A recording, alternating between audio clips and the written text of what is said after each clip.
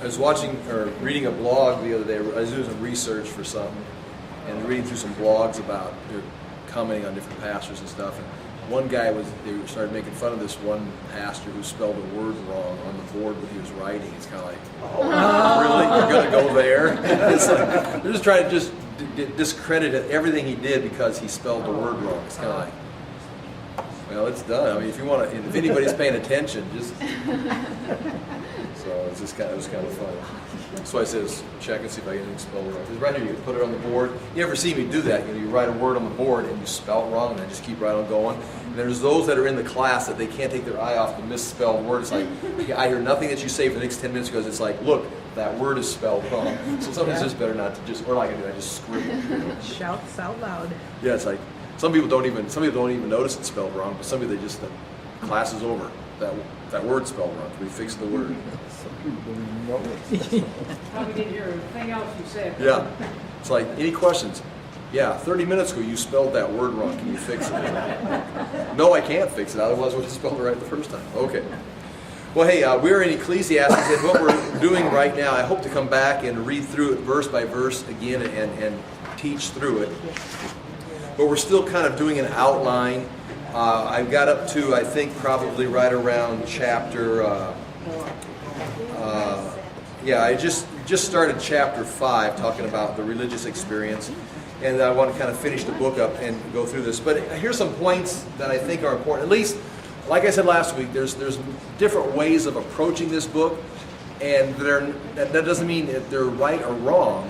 It just means that there's probably different levels. And as I'm going through this, I'm going to be hitting off of one particular level of the book. You can come back and look at it from a different angle and see more material there, because there's a lot of things in this book. I think, as we look at this, the thing I put up here, the guy is devoted to study. Solomon, who's writing this, or the teacher who's putting this together, the one who calls the assembly, he's devoted to study, but not everything is knowable. That's kind of the point of the book. If you look, and I got these verses written down here, chapter 1, verse, let's say 12. I'm going to go through this a little different order here in this first chapter, just put these in perspective. But his point is, not necessarily in the chronological order, but his point early in the book here in the chapter 1 is, I, the teacher, was king over Israel in Jerusalem. I devoted myself to study. So he's not like, saying how great he was. That's not his point. But he is saying, hey, I've spent some time looking at this thing. I devoted myself to study, and right there, that's a point right there. This is not the first time I've thought about this. And to explore by wisdom all that is done under heaven. Now, again, that's a very wide category, but that's going to get him into trouble. What a heavy burden God has laid on men. And why is he saying that? Well, he said, I've studied everything under heaven, and I've looked, and there are things that he's going to end up pointing out here. Like I said last week, he understood the plant life. He understood the economics. He understood all of these things. But he gets to a place where it's like, there are some things that I can't figure out. I've seen all the things that are done under the sun. All of them are meaningless, a chasing after the wind. In other words, you get out there into some areas that you have no answer for. Consider the area of the soul. I mean, you got to think about guys like Freud, who went in and tried to understand the mind, how the intellect works. Again, not that Freud is right or wrong, but he's messing with some things. It's like, how do you test this? He's trying to figure out, and it's like, even when he gets done, there's another theory comes along beside it. And you got to imagine that Solomon was dealing with that very thing as he was trying to figure out things. He gets to places like, there's no way of measuring this. Or you even, when did time begin, or how will time end? It's beyond measurement. And so, everything, as that works its way back in, if you get too far out, then we can understand how to measure certain things, how to measure and square up a house if we're going to build a house, how to hook up our internet. We can figure those things out. But as you start going further and further, pretty soon, that emptiness, or that the inability to find things that are hidden from mankind, eventually work their way back into the things we do understand. And the things we did understand, and that you can hear that in philosophy. We've made a house that is a good house, it's a square house. It's like, how do you know it's square? Good point. Because in this little world right here, I had a square, I had a tape measure, that house is built right. But if you get too far out here, it's like, how do you know we're not upside down? It's like, I don't know. And you get to a place where philosophy just begins to unravel everything. And so in verses 12 through, let's go ahead in verse 15. I'll leave that for now. But 12 and 13, he's saying, I have studied and I've seen everything. There are some things I know, but then we go back to the beginning of the book, verse 2. He says, meaningless, meaningless, says the teacher, utterly meaningless, everything is meaningless. And again, this is not necessarily an ideal of hopelessness, that there's no meaning to life. He knows there's a God, and he's very clear in the book that there's a purpose, there's a system. In fact, I've got it referred to down here. There is a game going on. There is something someone's keeping score. But the problem is, it's not what you're keeping score of. He's going to talk about money, riches, lifetime, experiences. It's like, how's this? It's like, right, this person's winning if this is the game. If we're playing the game of Monopoly, you just won. But that's not real money. That's not real life. Now in the real world, you step outside, but if your life is just involved, our lives are like a board game. We're playing on this board. We see this, I won. I rolled double sixes. Yay. Right. But let's step up away from the board and look around. It's like, oh, yeah, this board game has nothing to do with your reality. And some people are going to be like here, life is a test, but he's going to talk about this. Life is a game, but it's not the game that you see. Many people are playing the game, but it's like at the end of life, when you go into eternity and everything is pulled back, and those things that we can't see, those things we can't find, we can't measure, all of a sudden we're in that reality. You realize, I lived my whole life like it was a board game. Exactly. And you have got nothing. And this is the teacher who's devoted to study, and he understands this board game. He understands this board game. But then he steps back a little further, begins to realize, wait, there's a bigger game going on, that when you understand that I don't have no idea what this game is, you realize that these board games, how much money you make, it's really meaningless. How long you live, it doesn't really matter. It's like all these things you accomplish, the things you enjoy, we're not keeping score with that. And so he says, that's where he says here at the beginning of the book, meaningless, meaningless, everything is meaningless. What does a man gain from all of his labor at which he toils under the sun? Now we could, as a father, as a teacher at school, we reinforce the work ethic. You work, you get what you put into it. In athletics, what you put in is what you get out. But he's saying right here, right, coach, the kid lifted weights all summer so he'd be ready to play football. You won the conference. You went on to play in the qualified for the football playoffs, or you went and played at the Unidome or whatever in Iowa.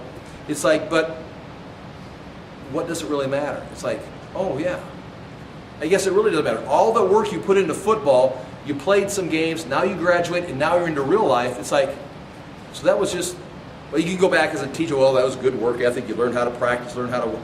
But it's like he's saying, what does it really matter? Even your whole life.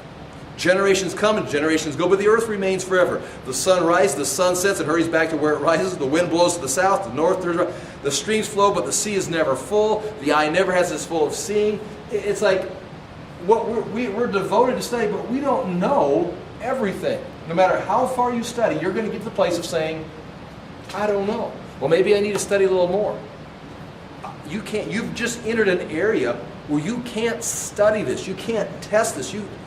You can't do research on this. This is outside the realm of human knowledge. And I think that's the concept here. He is saying mankind is limited to his experience. You can measure what's in the box. You can play the game that you see in the box. You can be successful in the box, but there's a day coming where you're going to realize there's a bigger world outside the box. And everything you did in that box, if you don't have the right perspective, it's meaningless. Now, he is going to talk about judgment coming, and we'll get back into that here a little bit. Now, in verse 15, in the verses like say 2 through 11, he's saying he's just listing all the things that are meaningless. It never really gets done. Then in verses 12 through 13 and 14, he says, "But I am the one who is qualified to say this, because I have studied more than anyone. I've excelled more than anyone. I've been there and I've seen what I cannot know. So I'm coming back to tell you this." Verse 15, "What is twisted cannot be straightened. What is lacking cannot be counted." And you say, well, that doesn't make sense. Right. You're going to get to a place where it's like, how can we measure this? It's not there. You can't measure. Well, yeah, it's there. Well, it's there, but you can't touch it. And so if it's not there, you can't count it. If it's twisted, it can't be straight. It's just designed that way by God. You're not God. And here's what's coming down to. You're a creature created by God to live in this box and honor Him in this box, but you're not God. God is always outside. God's reality is always bigger. So you're going to be very frustrated in life if you're going to devote yourself to study and figure everything out. Because eventually you're going to hit the buzzsaw where it's like, this doesn't make sense. And if you let that affect you, if you think you can figure everything out and all of a sudden you get that place in life where you hit the buzzsaw, it's going to vibrate back into every area of your life, and the things you thought you understood in the box, the games that you have been playing and you've been keeping score of, all of a sudden you're going to realize no one's counting money in eternity. No one's counting state championships in eternity. No one's counting how long you lived. And it's like all those things that I was racking up saying, I think I've got this figured out. It's like, there's nothing there. So you better, the idea here, I think, is to understand that there's things we do not know. We do the best we can with what we understand, but realize this is going to fade away. I mean, it lines up with Jesus' teaching, Paul's teaching, the general understanding of the Scriptures. Okay. Now from there, let's just read the last verse in verse 18 of chapter 1. So his point, for with much wisdom comes much sorrow, the more knowledge, the more grief. If you can just convince yourself life is a game board, stay in the box, win your Monopoly game, win your state championship, make your money, live, and he's going to say that eventually. He says there's nothing else for a man to do than live, I'm paraphrasing, is live in the box, enjoy his work, enjoy his food, and get a good night's sleep. Because once you step out of that box, you don't know what's going on out here. But in the box, make sure you honor God, do what's right, and enjoy the vain life that God gave you. In other words, those days, those snowy days in the winter when you'd sit around, you couldn't go anywhere, and you played board games as a kid. I can't stand board games. I don't like board, but I used to play them, all the time. Would love playing Monopolies. You probably the same with you. But I'm again, not that I'm good or bad or smart or dumb or whatever, but I do not want to waste my time rolling dice on a board, moving this little piece around. And it's not because I'm a brilliant scholar. I just don't like it. But I do miss those days where I could spend all afternoon rolling a dice, moving around, and getting excited or being upset or being involved in this board game. Now I don't need the game to entertain me. Life is complicated enough. When you're 12 years old, I need a challenge. I don't need a board game to challenge me. Get the board game out of here. I'm just trying to make it until tomorrow. Okay, I mean, life is a game enough. But the same thing is true here today, is you start getting out here too far, you need to step back and re-engage what you're designed for. You are designed for not a board game, but you're designed to live a life in this box. Don't get so stretched out, because he's going to talk several times about basically relax and enjoy your life. Relax and go back and play the board game and interact with people, live honorably, play the game like it's by the rules, and enjoy it, because there's nothing else for you. That is man's lot, is to live that board game. Okay, so in other words, verse 18, with much wisdom comes much sorrow. You start getting too far away from the board game and start trying to figure out things that you can't. Again, we're not talking about being dumb. This is not an anti-academic book. It's a book to realize you can't go there. You don't know what's out there. Okay, chapter 2. Again, we're trying to run through this and paraphrase this. He's going to go through several things. In chapter 2, verse 1, I thought in my heart, come now, I'll test you with pleasure. Verse 4, I undertook great projects. Verse 10, I denied myself nothing. In other words, he's out trying to experience all these things, and he's realizing that in the process of denying himself nothing, if it's projects, if it's pleasure, playing everything he can in that box, the board game of life, everything you can get your hands on, he still did not find full understanding. I mean, he played every game, but at the end he always realized there's something out there that I don't know. It goes back to this. First, he devotes himself to study and realizes, I can't learn everything. Okay, well, I will try everything. And at the end of all the projects, of all the pleasures, of going everywhere, seeing everything that can be seen, I wonder if he went down and saw the pyramids. You know what I'm saying? They were there at that time. Did Solomon go down to Egypt and see the pyramids? I mean, I just threw that in there. But at the end of all those projects, he says again, Verse 10, I denied myself nothing my eyes desired. I refused my heart no pleasure. This is not talking about sin. I mean, people, oh, look how wicked he was. Because you think, well, if I deny myself no pleasure, he's going to go off and do all kinds of sin. No, he's trying to go everywhere, see everything. Not necessarily, we're not talking about sin any more than study. What are you studying? Are you studying immoral things? Are you studying witchcraft or something? It's like he's studying, he's researching, he's traveling, he's trying to see the pyramids, he's trying to go everywhere and test everything. My heart took delight in all of my work, meaning I put myself into my work, and this was the reward for all my labor. Yet when I surveyed all that my hands had done and what I had toiled to achieve, which he was toiling to achieve was to find and understand everything, everything he found was meaningless, a chasing after the wind. Nothing was gained under the earth. In other words, I find myself, I'm right back in the box playing the board game. I've been there, I've seen it, I still got some questions that I can't explain. So then he turns in verse 12.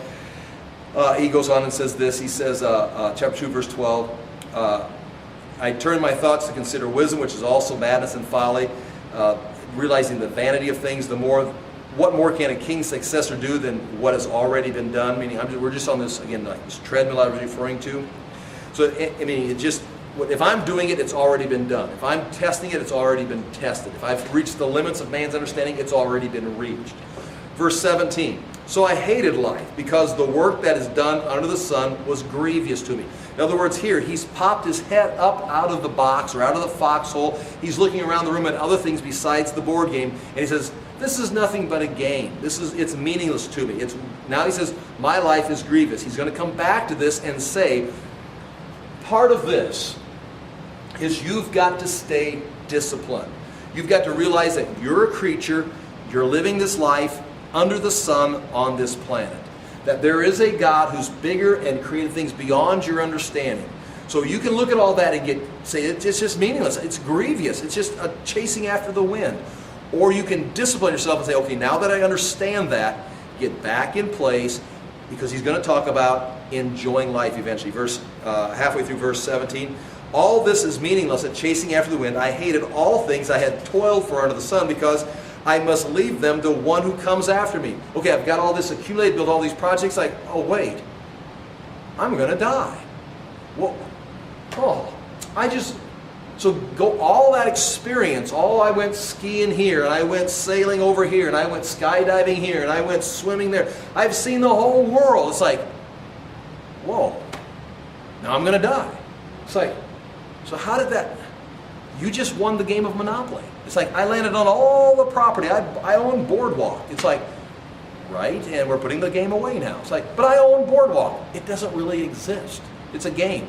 It's like, and so what he's saying, I think, again, this is me paraphrasing, all of it is meaningless at chasing after the wind. I hated all the things I had toiled for under the sun, because he had all that Monopoly money, say, because I must leave them to one who comes after me. And who knows whether he will be a wise man or a fool. There's things coming, again, now we're talking about things, I don't know what's going to happen after me. I mean, my own sons, how are they going to be? What are my grandchildren going to be like? I mean, those are just, it's like, what's going to happen?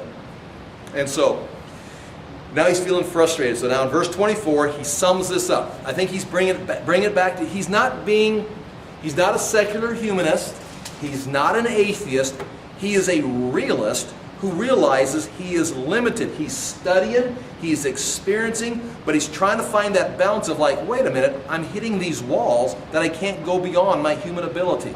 So here's it, and I think this is a disciplined, wise conclusion. Verse 24.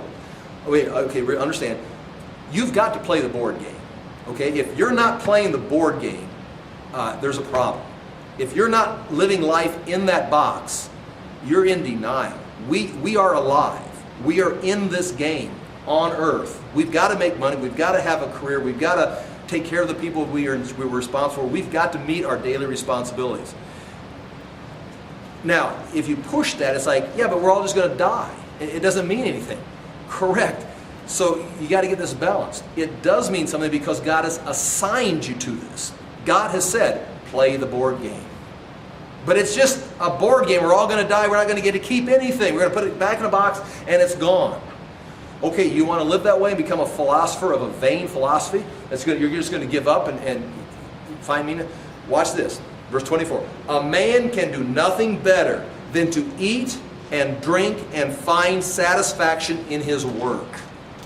This too I see is from the hand of God. For without him, who can eat or find enjoyment? Do you understand what I think he's saying there? In other words, if you want to philosophize this thing into just oblivion, it's like it's all meaningless. You've just philosophized the existence of God away.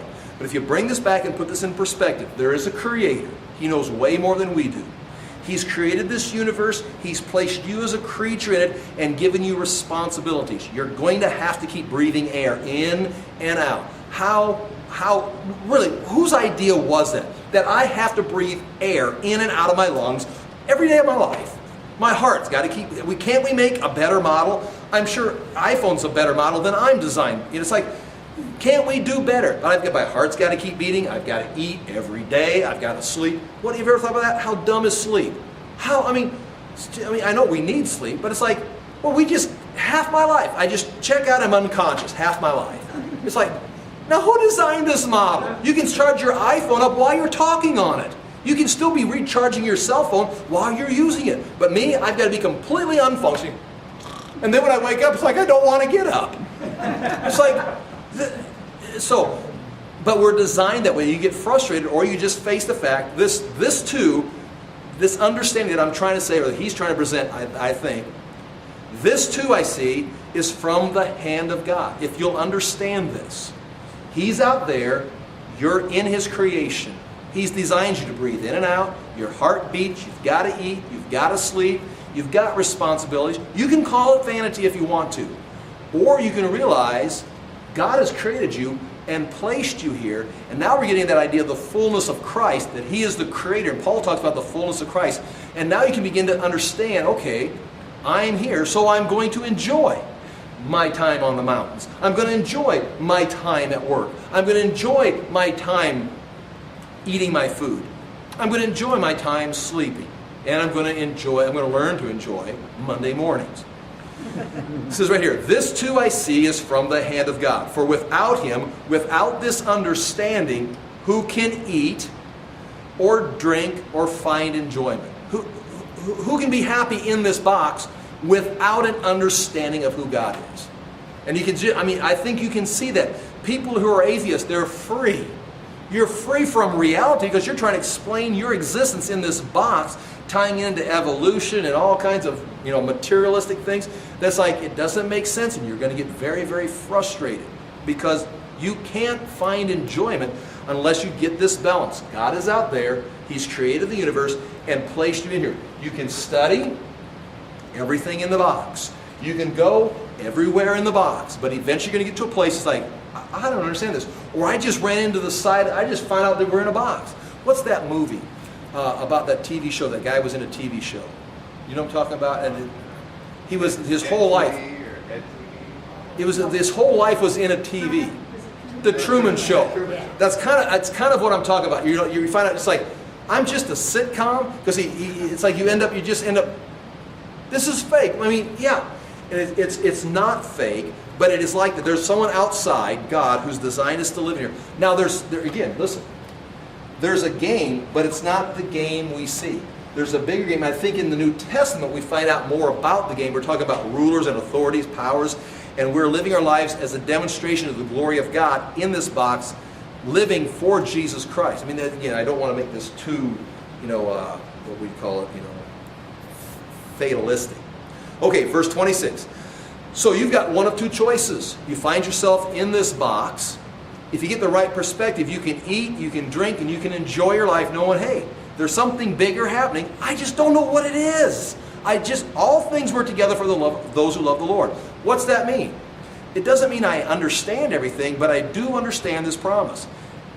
All things work together for the good of those who love the Lord. So I'm going to live my life, I'm going to go to work, I'm going to enjoy vacation, I'm going to enjoy what I eat, and I'm going to do it to the glory of God. Why'd that happen? I don't know. Why is it like this? I don't know. But in the end, it will all make sense. And it will work out to my benefit if I just stick with God. So that's the idea.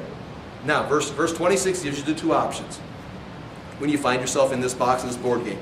To the man who pleases him, and I'm going to assume to the man who pleases him, in the book of Hebrews and other places, that's the man with faith. In this case, it's the man who I think, if you'll let me flatter myself, understands what I've just explained. You're in a box, you're in creation, you've got to live in that box knowing God's out. So the man who pleases him, you're going to get up every day knowing, I don't understand, but I'm going to go to work. I don't understand why it's like this, but I'm going to keep doing what's right. If I do what's right, sometimes doing the right thing ends up coming back and haunting you. You treat people fair, they're supposed to treat you fair back. It may not work that way. So what are you going to do? Well, you're going to continue to be just. You're going to continue to be fair. But it would be better if you would be unjust, if you would cheat. You maybe would get ahead if you cheated. But that's immoral. So to please God would have to be having faith in what God wants you to do. And so watch this. To the man who pleases him, God gives wisdom and knowledge for living in the box and happiness or contentment. To the man who, and that's what Paul says, if we have food and clothing and we have contentment, that's what God wants. Just be content with what you have. And that's what he's saying right there. God will give you wisdom and knowledge so that you'll be content where you're at and find happiness. But to the sinner, now the sinner would be the one who I would think, you could say that lives immoral, but I think before they live immoral, they're the ones who are going to reject the concept of God. They're the ones who are going to try and beat the system. They're going to try to cheat in the board game.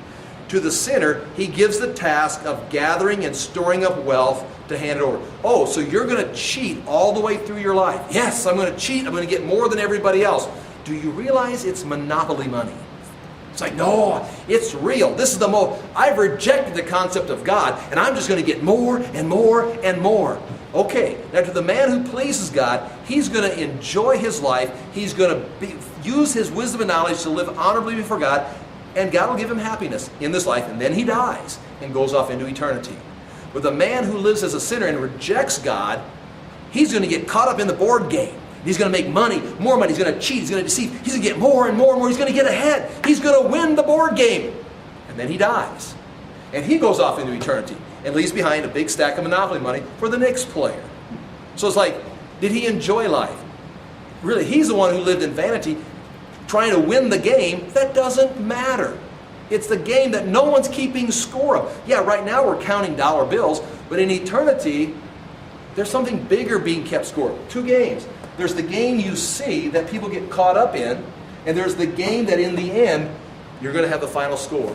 And the things that we're counting in this game are not being counted in this game. So, here it is again, verse 26, the man who pleases him, God gives wisdom and knowledge in order to how to live the life, play the game, but then the ability to be happy in his vanity of running on that treadmill. Because what? This is what God's assigned me to do. But to the sinner who tries to win the game down here, reject God, reject morality, what are you doing? Well, okay, yeah, you won, but all you did was gather up and store wealth to hand it over to one who does please God, because you're going to die, and so is going to receive this. This too, he says, is meaningless, chasing after the wind. Okay, I'm repeating a lot of things from last week, or reviewing them. Now, this next chapter 3, going up to verse 17 or so, is there's a time for everything. Because in this game on the earth, see, we're living in this box. And in this box, there's going to be some things that are unfair. There's things that don't work out. And in this right here, it's going to say there's a time for everything. And sometimes it happens in the box. Sometimes you see people get treated, they do a certain crime and they get the right penalty. But sometimes the criminals win. But there's a time coming. Well, look over here in verse 9. What does the worker gain from his toil? I've seen the burden God has laid on men. Once again, getting up and working every day. He has made everything beautiful in its time. Meaning time is not confined to the box. Again, I think time is something we can measure in the box. But there is eternity. There's time out that we go into another dimension of time at least. He has made everything beautiful in its time. He has also set eternity in the hearts of men, yet they cannot fathom what God has done from the beginning to the end. In other words, we don't understand the beginning or the end, the things that we don't live in, but we do understand that there's going to be something to come and balance out the unfair. There's going to be Judgment Day. I know that there is nothing better for men than to be happy and to do good while they live. So in other words, now he's added to the concept of using wisdom and knowledge and enjoying life. He's now added the concept, since we know that there's eternity in our hearts, we don't understand it, but we know that there's something else. We're going to be judged after the box is done. We're going to be judged for what we did in a bigger game. So what you should do is, this is your argument for being good, for being moral. He's not saying continue to live in sin. He's not even talking about living wickedly. He's talking about trying to understand this box. So, yeah, I'll read this again, verse 12. I know that there's nothing better for men than to be happy and to do good while they live, that everyone may eat and drink and find satisfaction in his toil. This is a gift from God. Once again, to find a balance in this confusing, meaningless, unfair world, if you can find God and find a balance while you're living in the box, this is a gift from God. I know that everything God does will endure forever. Nothing can be added to it and nothing be taken away. God does it so that men will revere him. Whatever is has already been, and what will be has been before. And here's the point. And God will call the past to account. So in this box, if you're being treated unfair or others are treating you unfair, you continue to do good because you understand God's concept. And God will someday call this to account, because there's a time for everything under the sun. Even a time where the unfair is made fair. Today may not be the day of your justice. Today may not be the day that you're treated fair. Today may not be the day that you receive your due reward. There's a time for everything, and that time is beautiful. In other words, it will be fair in the right time, which is nothing more than talking about in eternity. Next point. Now, this was talking about time, and I've already started talking about fair here, but there's a right time, and you may have to wait for eternity. In verse 16, and I saw something else under the sun. Now, I kind of got into that already, this other part of this verse here, by talking about being unfair. What's the other thing besides the right time? Things don't always seem to be in the right place at the right time. He said that there will be. Now he says, I saw something else under the sun. In the place of judgment, wickedness was there. In other words, the judge that was supposed to be treating people fairly was wicked. He was being bribed. He was manipulating the situation. In the place of justice, wickedness was there. I thought in my heart, God will bring to judgment both the righteous and the wicked, for there will be, notice, a time for every activity, a time for every deed. So again, that ties the concept of the right time and judgment into these concepts right here. A verse I mentioned last week, a very important verse I think, is verse 19 of chapter 3.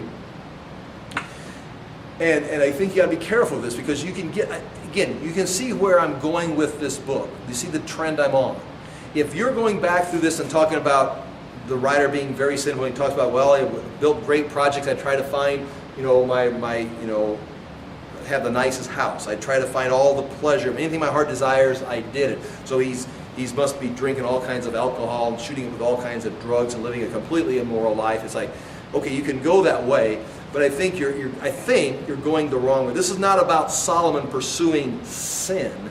This is about Solomon pursuing the ends of his understanding, I think. And so that, meaning, it keeps it wholesome. And that's important, because when you get to verse 19, I'm going to read this verse, and you can see how this goes a couple different ways. In fact, I've got some notes written by it from other times I've heard it taught, or things I've taught it. But anyway, man's fate is like that of the animals. The same fate awaits them both. As one dies, so dies the other. All have the same breath. Man has no advantage over the animal. Everything is meaningless. All go to the same place. All come from the dust, and all to the dust all return. Who knows? Who knows? I mean, who really knows? If the spirit of man rises upward, and if the spirit of the animal goes down back into the earth. Now, what he's talking about here is what you see in the box. Now, you can attack this, and I have before. Well, see, that's evolution. We know because of the scriptures that man is created in God's image. We know that God breathed the breath of life into man, and Jesus died on the cross to redeem man. He didn't die on the cross to redeem the cockroaches. Man is God's crowning creation. Okay, we know that. So you can attack this, say, see, Solomon's confused. He thinks man is just like an animal, that they both come from the dust and then they both die. And we don't know if man goes up and an animal, we don't know these things. So he's confused. He needs to come to my Bible class. I probably not. I think what he's saying is just what he says. Is in this box, in this game of life, man's fate is like that of the animals. You're born, you live, you eat, you sleep, you deal with what you have in the box, what God has assigned to you to do. If you're a bird, you fly around trying to find food all day. That's what a bird does all. Apparently, I mean, I'm not assigned, but they eat little bits of. They can't eat like a steak meal because they just lay on the ground. They eat little bits of food, so they got to constantly be eating because they can't take too much in, and they got to have energy to fly to the next tree to get the next berry.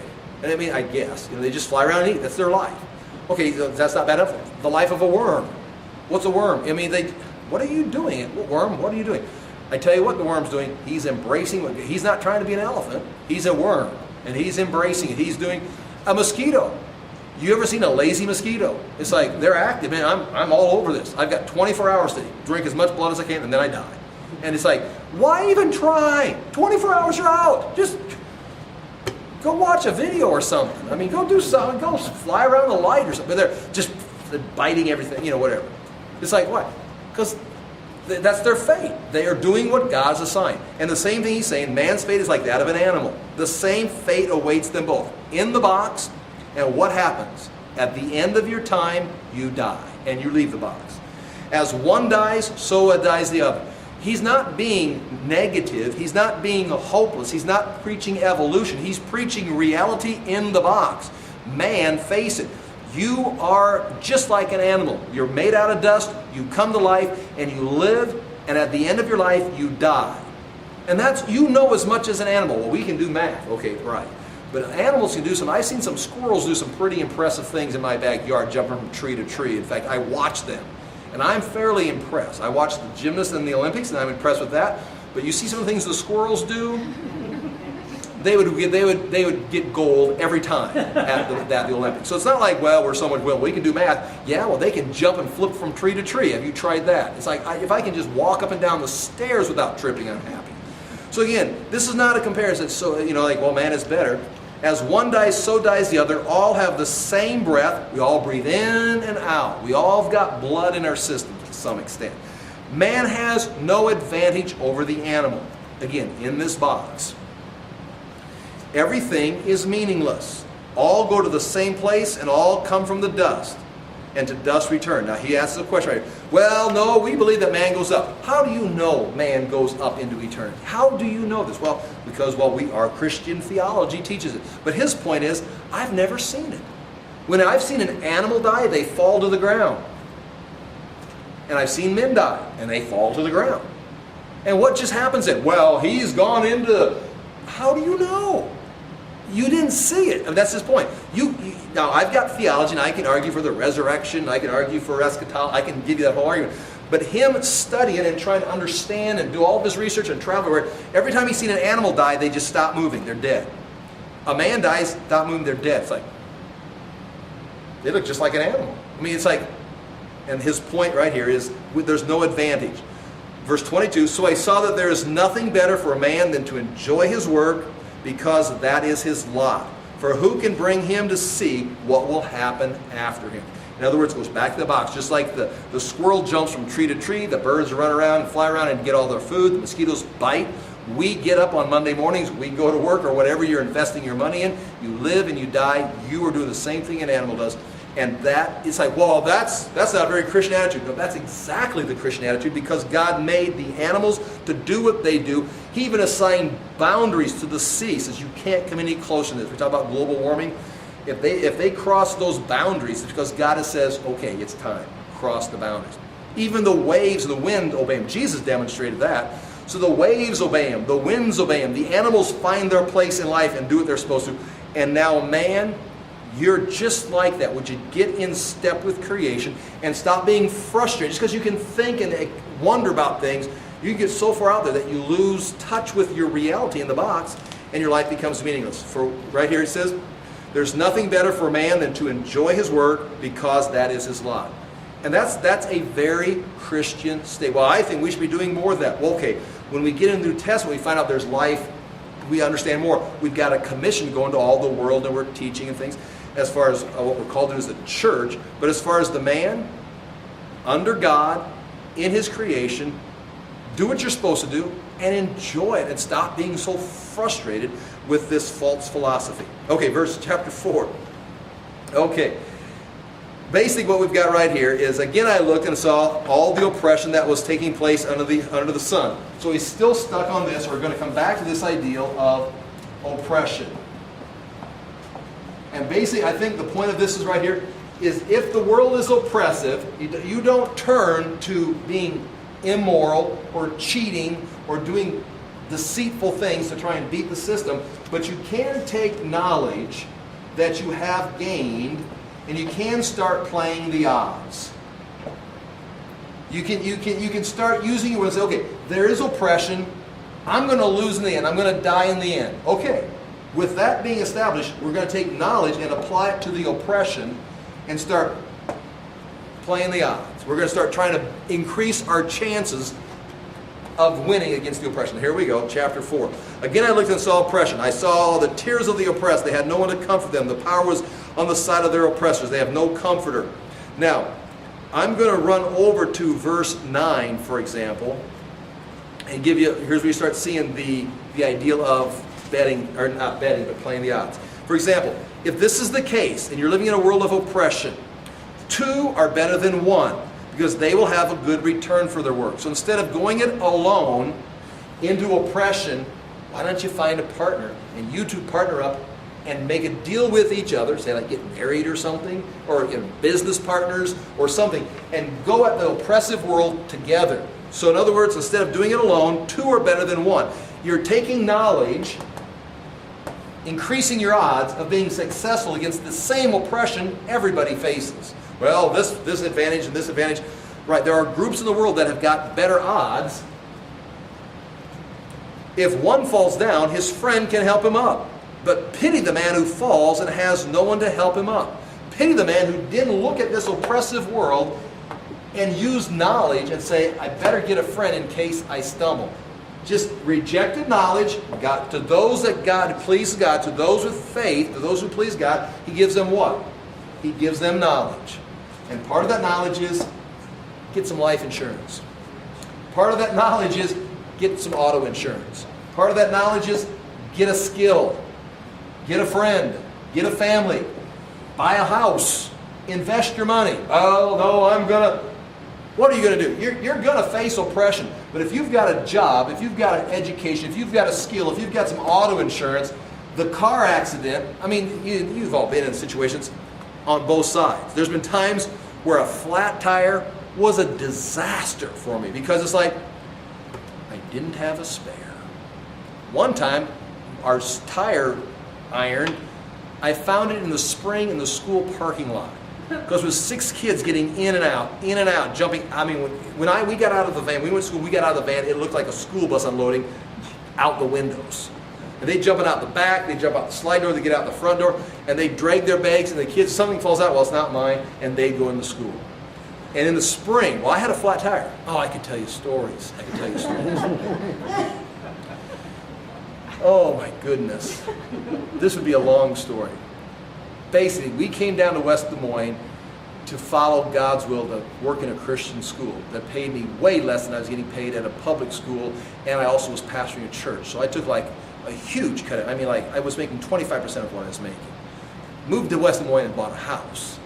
Okay, okay. No knowledge. Okay, you decreased your income and picked up a house payment in West Des Moines. Okay. So we had a van got repossessed because we couldn't make the payments. I mean, when you don't have money, can't make payments. So they came and took it away. We left it with an old white van that didn't have a heater in it, that didn't blow air up on your dashboard. I got 6 kids in school, and so when you drove in the winter, you had to keep your windows rolled down in the winter. Otherwise, your windows would frost over on the inside. The kids had to breathe outside. It's like, well, so what do? You just realize I wasn't very knowledgeable. But you keep moving. So I started working at nights at AARP, answering phones, filling medical orders from until 9 o'clock. We'd get up in the mornings at 4 o'clock, delivering the morning registers. We're pulling in $10 every morning. Getting up at 4 o'clock in the morning, delivering papers, and made $10. That's where we were. That's where we were at, okay? And we made it. Now, Christmas morning, it's Christmas morning. It's supposed to be that holiday, the joyful time of year. Everyone's happy. It's a large paper on Christmas morning, but everybody's the advert. So it's 1 o'clock. We get up at 1 o'clock on Sundays and holidays because the papers are huge. And driving the white van with the windows down. and of course, you dressed warm. And I have a flat tire. A flat tire. I think I hit a chunk of ice. Boom! It's flat. I got a spare tire. I'm not stupid. I've got a flat tire. Or I've got a spare tire. No dent. But I get everything out on the side of the road. Christmas morning, already mad. Kids are freezing. And I can't find the little tire iron. Can't find it. I mean, where did it go? I don't have it. So it's like, and now it's 7 o'clock and people are meeting you at the door. Merry Christmas. It's like, if you ever wanted to say some kind of profanity back to someone that says Merry Christmas, you're walking through the snow, here's your paper. Merry Christmas, they're drinking hot chocolate, they're jammies, the kids in the back, and it's like, oh, I still got 2 hours of papers to deliver. It's like, and I got a flat tire. And it's like, it's just, it's just, I'm not exaggerating, but I'm telling you more than you want to know. Okay, so finally, I tell the kids, start walking home. Just go home with Mom and walk home. I'll finish the paper out, and you guys can open your presents. At least salvage something from Christmas Day. And this is one of those glorious times. All the boys are little, and there were a couple in high school. So I deliver the papers, and I'm driving from stop to stop. I get out and do a block or something with a flat tire. It's kind of like, forget it. It's flat. It's I don't know what to do. I got to move. I can't carry the paper, so I'm just driving. So I finished the paper out, and now I'm coming down Ashworth. Christmas morning. There's very little traffic. I mean, almost zero traffic. And I'm driving, boom, boom, boom, boom, boom, boom, on a flat tire. I'm on a flat tire. It's like, I don't care. And people are going to drive out there, they honk, beep, beep, and they point. You've got a flat. I mean, it's like, listen, if someone's driving 25, 30 miles an hour with a flat tire, they know they've got a flat tire. You don't need a honk. Beep, beep. You're tired. Like, what? I just thought that was the bass on the radio. It's like, boom, boom, boom, boom, boom. So I went home, and that day I started walking down the street. I didn't know what I was doing. I was just walking down the street, trying to hope I'd find knocking on the door. And as I walked by someone's garage, I could see a tire iron on the back of their garage door. I have no idea who this person is. Knocking on the door. Hi. I live down the street about 2 blocks. I've got a flat tire, and I'd really like to borrow your tire iron. And so, it's like, how do you know I've got it? So I brought it back. Now, what was the point of that whole story? It's meaningless. It's meaningless. But I was going to tell you a story about the wisdom and the negative. That was an example of being somewhere here. Unfair. Unfair. Oh my gosh, there's a great. That was way too much of a story. But there's a story that goes on the other side of how. Well, maybe I'll think of it here. I'm sorry. And that's a true story. The boys will remember that story. Tony will remember that story. How old was Ben? What's that? How old was Ben? Ben would have been in 6th grade, 5th or 6th grade. Yep. And they would get up every morning with me and deliver papers. Did you get a tire iron for your birthday? Oh, that's what I was going to say. Then in the spring, we pull in the parking lot in the spring, and I went into school, and there's a tire iron sitting against the secretary of the front office where you walk in the entrance there. And I go, what's that? They go, that was laying in the parking lot because the snow melted. And now we know who dropped the tire iron. The boys dragging their bags out, apparently, just drug it out, falls in the snow. Who cares? I mean, what's that good for? And they went in. And I got my tire iron back, but it was like 3 months too late. Did you ruin your tire? Yeah, we did. Oh, okay, I got to get. But we learned some things. You learn some things. And that was where that's an example. Somehow I'm tying this into this. I wasn't playing the odds. I didn't use knowledge. I was following God, I think, but I wasn't playing the odds. And we just got, well, let's go back to this. Something about playing. Okay, verse 9. We're talking about, there's oppression. And oppression can be, person to person. It can be life to person. It can be just the way, I know. I was talking about insurance or AAA or something. And sometimes a flat tire is not a big deal. That's what I was saying. Because I've had flat tires before, and you have too, where you got a flat tire, you pull off the side of the road, you jack it up, you spin it off, you're talking, you're showing your boys how to do it, pop it up. This is how Daddy changes the tire. Put it back on. Wow, Daddy, you're so smart. Yeah, I'm a shop teacher. Put it back in, take the jack off, put it all back. Always put it back in here, tighten everything back down so it's real neat. We'll get that fixed and drive in. You always want to get it fixed. You don't want to drive without a spare. Took you 5 minutes. It's like, not a big deal, because you had planned ahead. In that case, I had a tire iron. But you pull a tire iron out of the situation when you have a flat tire, it messes up weeks of time. If you have a tire iron, you're the hero. If you have no tire iron, you're cursing at people on Christmas morning, delivering them their papers, and you're a jerk. It's like, why? Because of a tire iron. And so, that's kind of what I'm saying, is you play the odds. That's all he's saying here when he talks about, the next thing he gives an example, in verse 11, also, if two lie down together, they'll be kept warm, but how can one keep one warm alone? Though one may be overpowered, two can defend themselves. And then he adds, and a cord of 3 strands is not quickly broken. If 2 are better than 1, now you've got 3. Now again, in those situations, you want to go back. Fortunately, I had a good wife. I had kids that would, cooperate with me. And so we made it through that time. That was a long, long time ago. That was last year. No. But that whole chapter there is the oppression and the toil, is the importance of having and playing kind of the odds, of anticipating. Since you're playing this game in this box, sometimes we have flat tires, sometimes your air conditioner goes out, sometimes things happen. Sometimes you need medical bills. If you just pretend none of that's going to happen, you're not using knowledge, and oppression is going to get you. But if you use your knowledge, you place your bets, you hit the odds, you're going to have. Let me go to an example of this way at the end of the book. Here, go to chapter 11. Chapter 11, verse 1. Chapter 11, verse 1. And here's another example. We're going to get into many of these things right here. But chapter 11, verses 1, 2, and 3. It's one of those verses that people don't know what it means. It says, "Cast your bread upon the waters, for after many days you will find it again. Give portions to 7, yes, to 8. For you do not know what disaster may come upon the land. If clouds are full of water, they pour rain upon the earth. Whether a tree falls to the south or not, I get some other things. But they're basically verses 1, 2, and 3. But the idea there is cast your bread upon the waters. The waters are an investment. The bread is your money.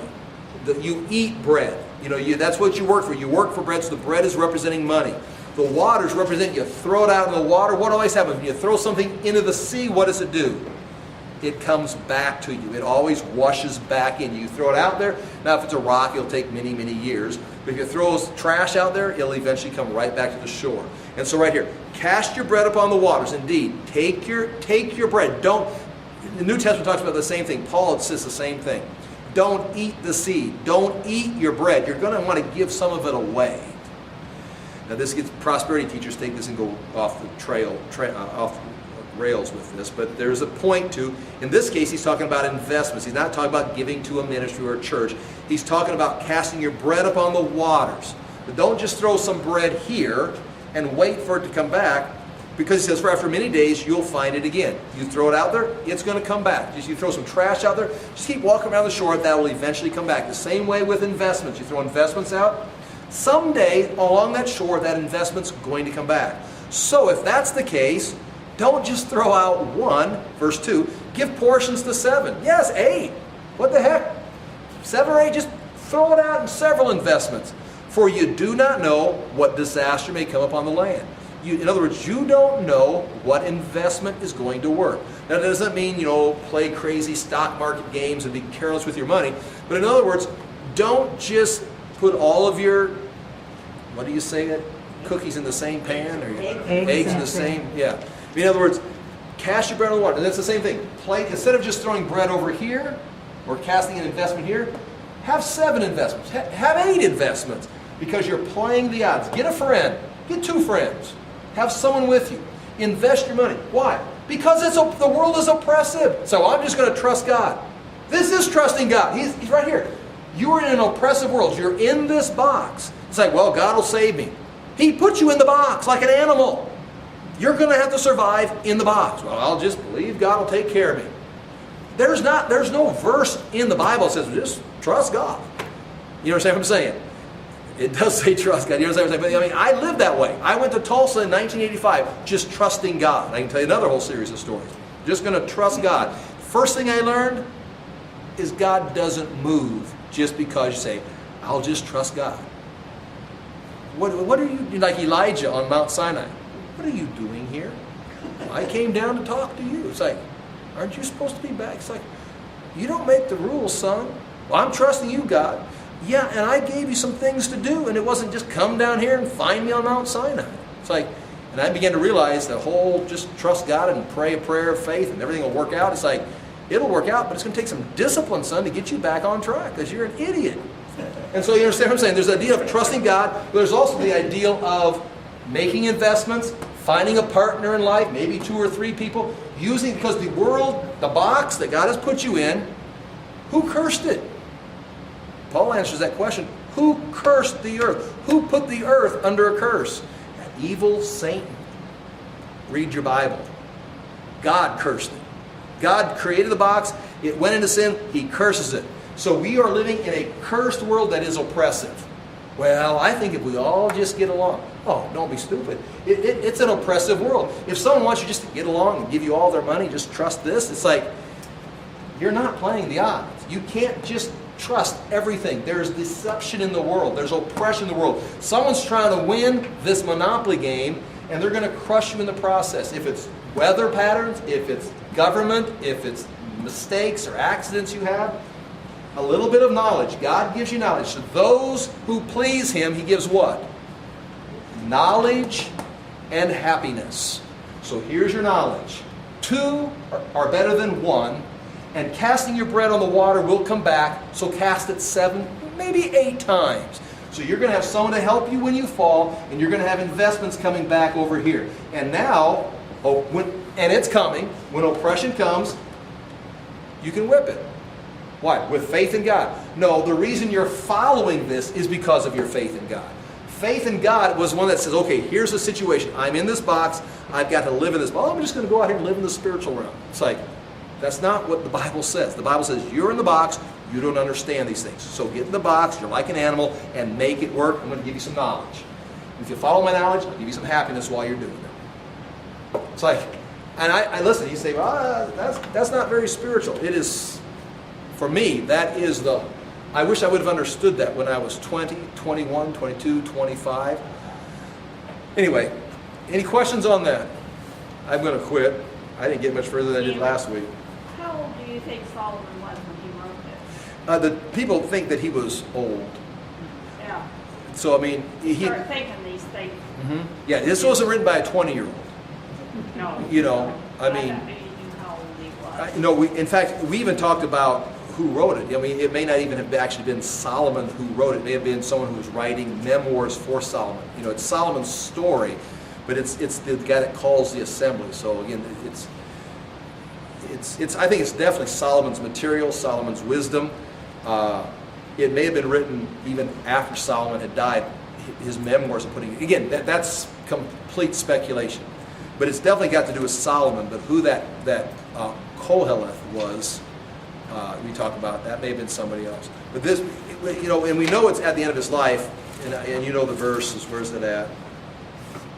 Chapter 12, verse 1. And I mean, this is the conclusion. I mean, this book is filled with there's really no place for where Solomon is going. He has gone off track. We know from the historical accounts that Solomon went off track.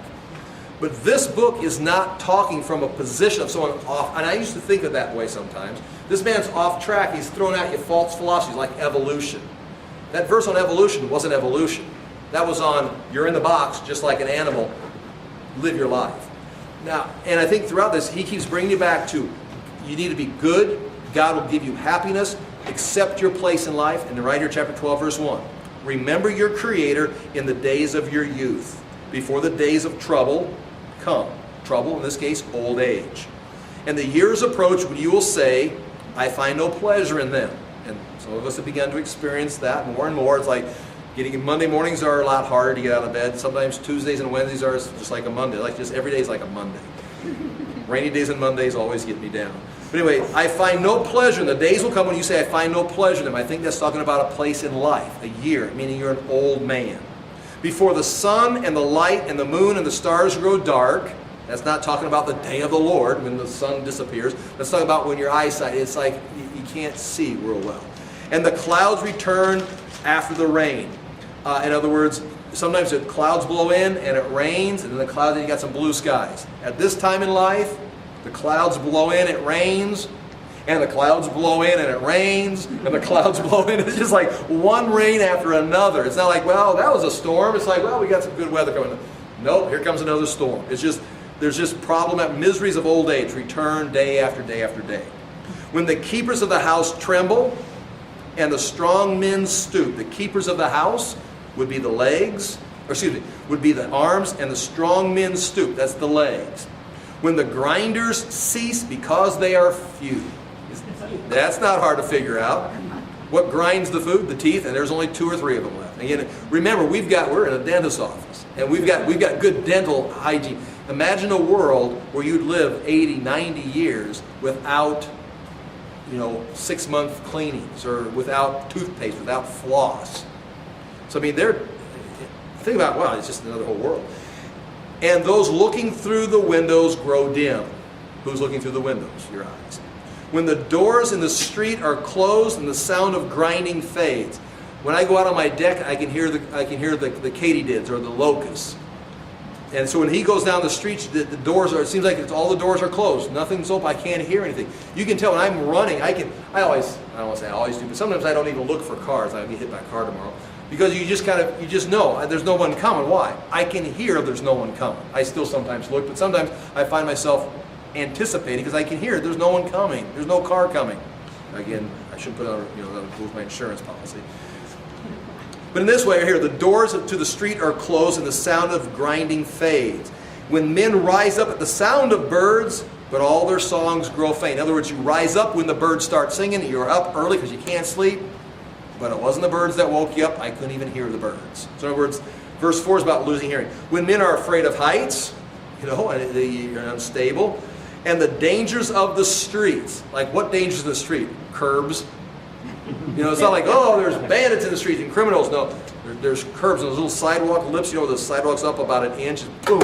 It's like broken a hip. It's over. It's like you never get out of the nursing home now. I mean, it's like when you're afraid of heights and there's dangers in the streets. Life-ending dangers. Like what? A curb.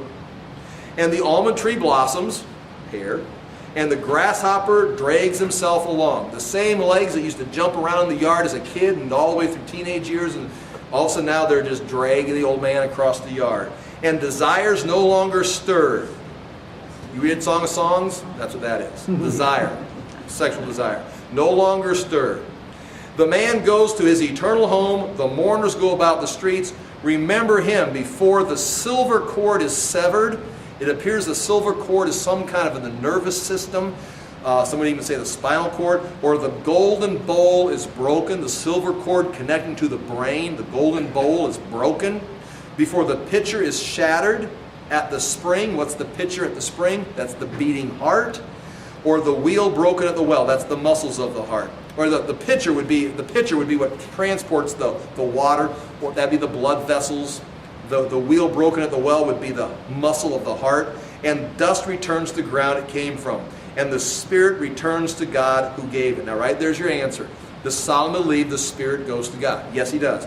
But when he's doing experiments and he's measuring, he says, I don't know if the spirit soul of an animal goes up or man goes, I don't know where they go. They drop dead. But now his faith, his understanding of afterlife is the spirit goes to be with God.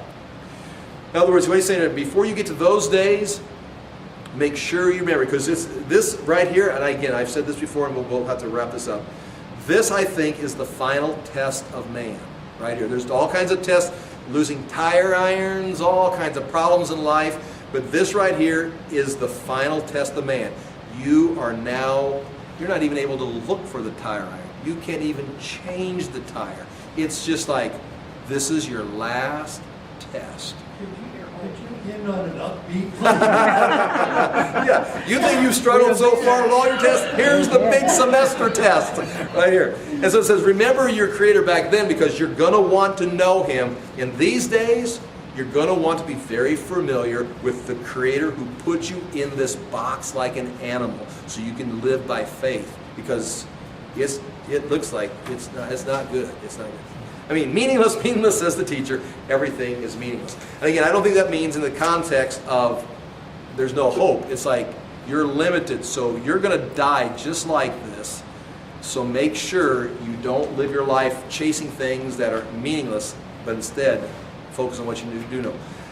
I always cheer personally, and again, it sounds morbid, I suppose, but I always, talk to Tony about, I always look forward to that day where I'm out mowing the yard, the sunshine, my shirt's off, I'm out mowing the yard, and all of a sudden, Grandpa's fell down. It's like, Grandpa had a heart attack. He went to be with Jesus. It's like, what a way to go. It's like you're mowing the yard one day out in the sunshine, boom!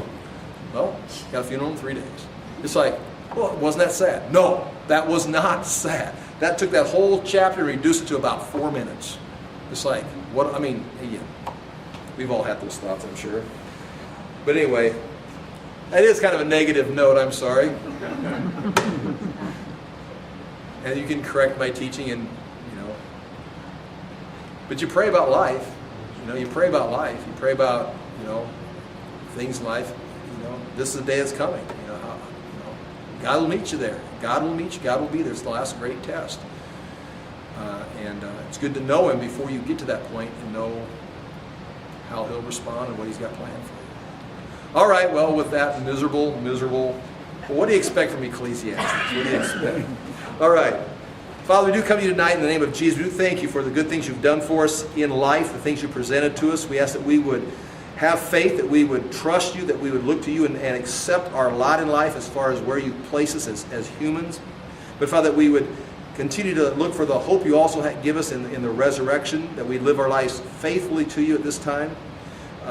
Not trying to cheat or steal or lie and manipulate situations, but living an honest, good life before you. Father, we do thank you again for the tests you bring us, and ask that you'd empower us to pass those tests and to rise to the occasion, to learn from those tests, to be trained by those tests, to become the people you've called us to be. Again, we thank you for this opportunity. In Jesus' name, amen.